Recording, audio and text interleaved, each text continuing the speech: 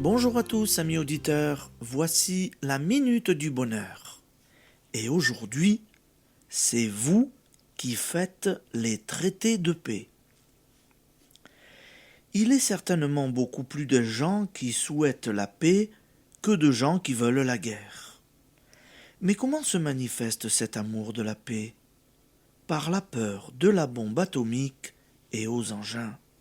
Vous en savez assez sur les lois de la pensée pour que je n'ai pas besoin d'insister sur les effets de cette frayeur. Elle crée la guerre. On ne saurait nier que l'instinct combatif s'éveille chez les garçons dès l'apparition de leurs premières dents.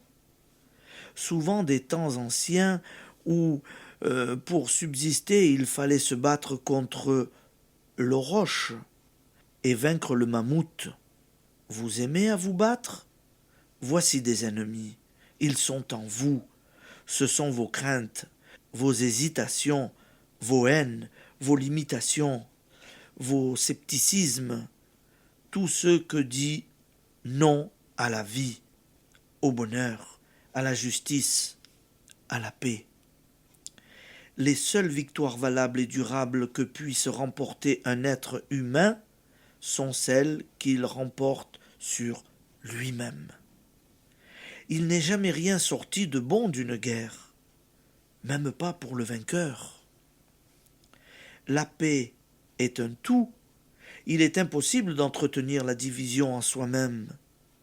Les dissensions au foyer ou dans ses relations de travail, et de prétendre en même temps faire régner la paix dans le monde. On ne fait pas régner la paix en préparant la guerre. Ce n'est pas vrai.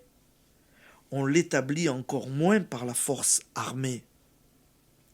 Lorsque vous faites taire une rancune, lorsqu'au mépris de votre amour-propre, vous reconnaissez vos torts vis-à-vis de votre femme ou de votre mari, lorsque vous retenez le mot blessant, l'argument qui jetterait l'huile sur le feu, vous faites plus pour la paix du monde que le diplomate qui la rogne dans l'âme, mais s'agriffe au bas d'un traité. Tout traité de paix entre les nations les plus lointaines prend naissance en chacun de nous.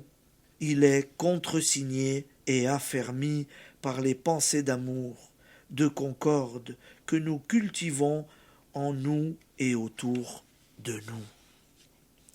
Voilà pourquoi la conquête de la paix est à faire en tous les points du monde, à toute heure du jour et de la nuit. L'idée de la guerre est l'un des préjugés les plus tenaces et les plus néfastes de l'humanité. Il ne peut être vaincu que par l'amour. Application. Affirmer que la paix règne, qu'elle régnera, et instaurez-la en vous et autour de vous. La plus petite chose a de l'importance.